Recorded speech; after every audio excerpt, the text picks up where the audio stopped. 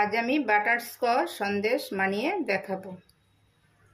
Hello বন্ধুরা, আমি পিঙ্কি। আমার রেসিপিতে সবাইকে স্বাগতম। আজ আমি বাটারস্কচ সন্দেশ বানিয়ে দেখাবো।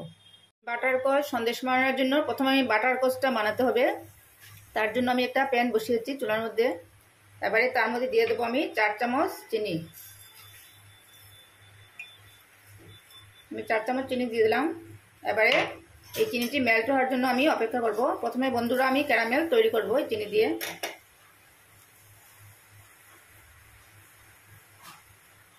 দেখেন বন্ধুরা, চিনিগুলো মেল্ট হওয়া শুরু হয়ে গেছে। এবারে আমি নাড়তে থাকবো। স্টিমটা চুলার আঁচটি আমি মিডিয়ামে রেখেছি।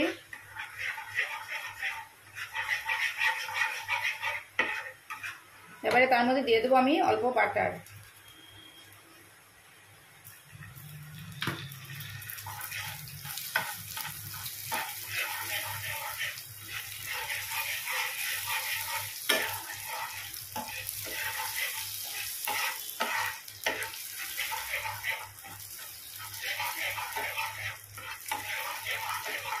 বাটারটিও চিনির সঙ্গে মেল্ট হয়ে গেছে।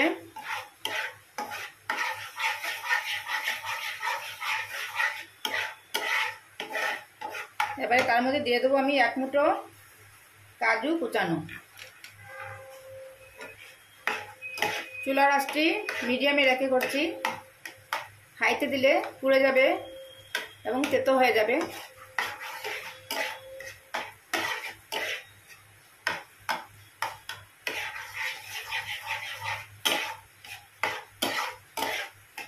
আমার বাটারস্কচটি একদম রেডি। এবারে গ্যাসটা অফ করে দেব।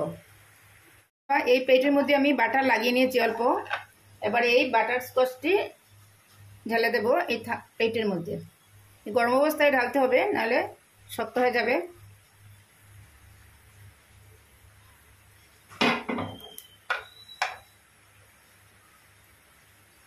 এবার এটা ঠান্ডা করে নেব।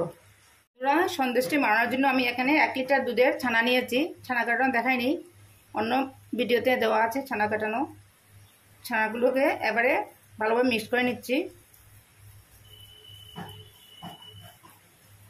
আমি টক দই দিয়ে ছানা কেটেছি। আপনারা ভিনিগার বা লেবু রস দিয়েও করতে পারবেন। দেখেন একদম সফট ছানা হয়েছে।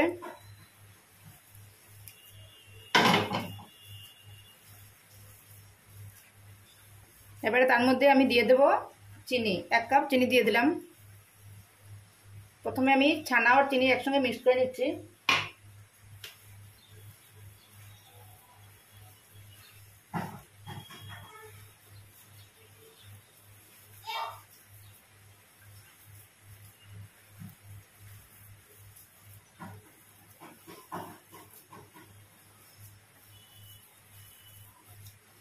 আমার ভালোভাবে মিক্স করা হয়ে গেছে। এবার এটা এক সাইডে রেখে দেব। এদিকে আমার বাটারস্কচটাও ঠান্ডা হয়ে গেছে। এবারে প্লেট থেকে উঠে গেছে। দেখেন খুব সহজে উঠে যায়, যেহেতু বাটার লাগানো আছে। এবারে ছোটো ছোটো টুকরো করে আমি মিক্সিং জারের মধ্যে অল্প গ্রাইন্ড করে নেব।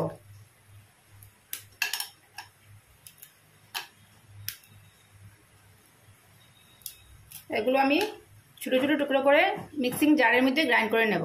বন্ধুরা দেখেন আমি টুকরো টুকরো করে নিয়েছি বাটারস্কচকে। এবারে একটা মিক্সিং জারের মধ্যে আমি এটা অল্প গুঁড়ো করে নেব। একদম প্লেন পাউডার করব না।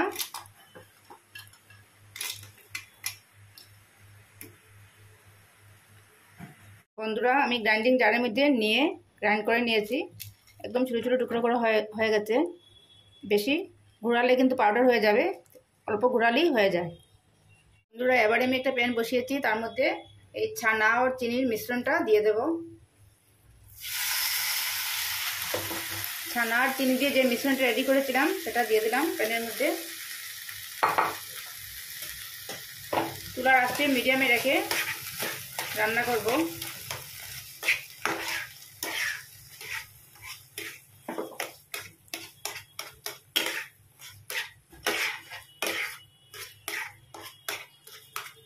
এবারে আমি কন্টিনিউ নাড়তে থাকবো।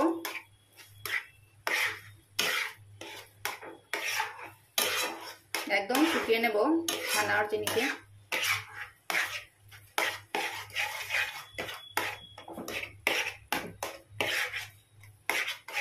এভাবে আমি 10 মিনিট শুকিয়ে নেব।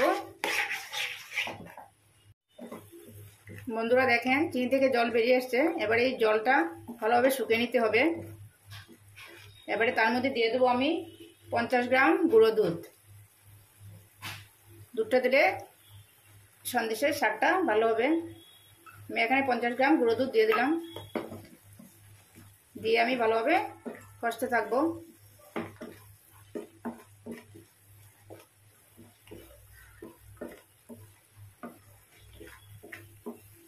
ছানা আর চিনির মিশ্রণটি ভালোভাবে শুকিয়ে নেব।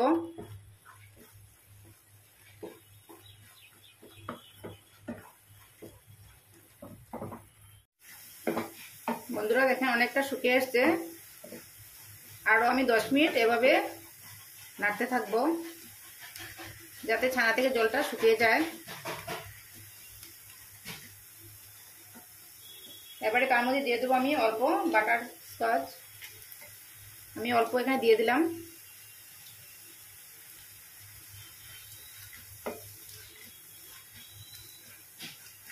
খুব সামান্য উপকরণ দিয়ে হয়ে যায় এই সন্দেশটি। সুস্বাদু একটি সন্দেশ, একবার বানিয়ে দেখবেন ঘরে।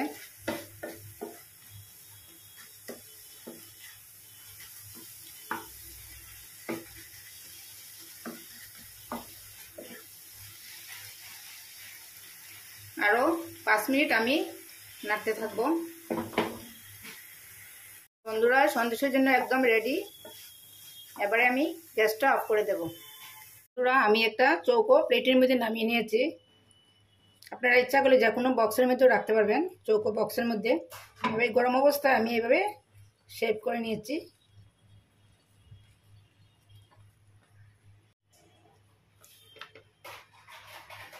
আমি এভাবে চৌকো শেপ দিয়ে দিয়েছি। এই কাজটি গরম অবস্থায় করতে হবে। এবারে তার উপরে অল্প বাটার স্কচ দিয়ে দিচ্ছি।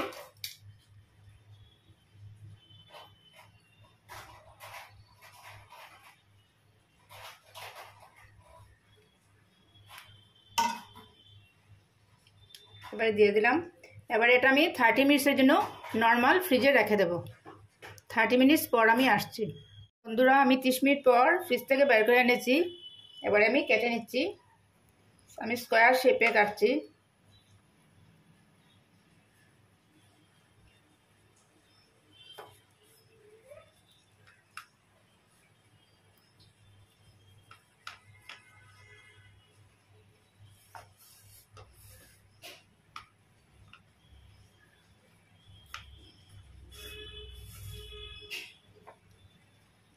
দেখেন বন্ধুরা কি সুন্দর একটি বরফি হয়ে গেল ছানা দিয়ে।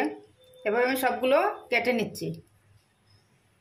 বন্ধুরা আমি সবগুলো কেটে নিয়েছি। দেখেন খুব কম সময়ে সামান্য উপকরণ দিয়ে হয়ে গেল একটি সুস্বাদু একটি সন্দেশ। আপনিও এভাবে ঘরে বানিয়ে দেখতে পারবেন। আজকের রেসিপিটি কেমন লাগলো, ভালো লাগলে লাইক কমেন্ট শেয়ার করবেন। আমার চ্যানেলটিকে সাবস্ক্রাইব করবেন। একবার করে দেখবেন এভাবে।